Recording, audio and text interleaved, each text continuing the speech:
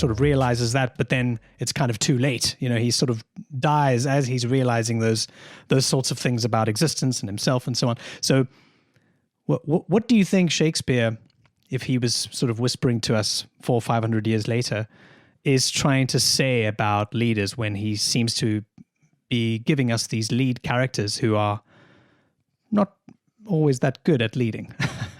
Is there something to unlock there?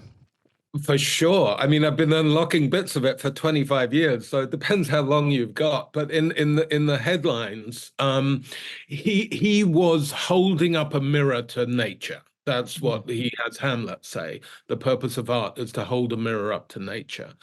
And the way we use the work is to hold a mirror up to the human nature of leadership.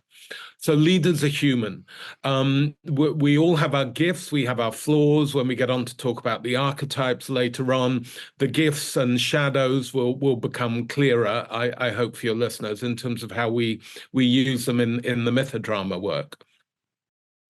But you can learn as much from people who go wrong as you can from people who go right. Right. In the same way as I would personally say, I've learned far more from my mistakes in life than I have from my successes.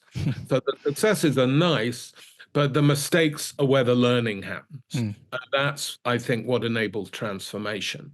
Now, you know, some leaders in Shakespeare, I mean, we focus on Henry V because he's generally seen as a more heroic figure.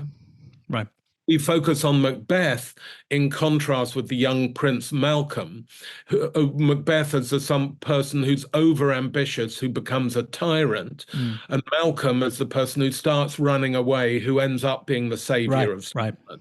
So the two journeys kind of dovetail and mirror each other in opposite directions.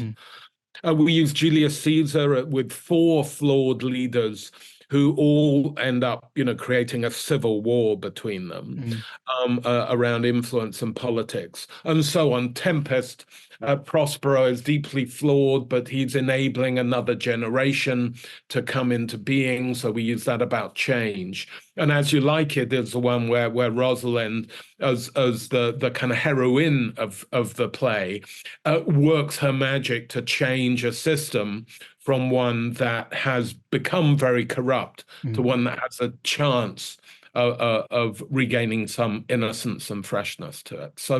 So we pick very carefully the plays. So we don't use Titus Andronicus. We don't use Richard III, but Macbeth is the good enough kind of role model of a leader that can go wrong. Yeah. If you look at the world today, and particularly around a lot of the nationalist politics that are around, you know, there's a big mirror in Macbeth for what we're going through, and those who are ambitious for their own ends rather than for a greater purpose.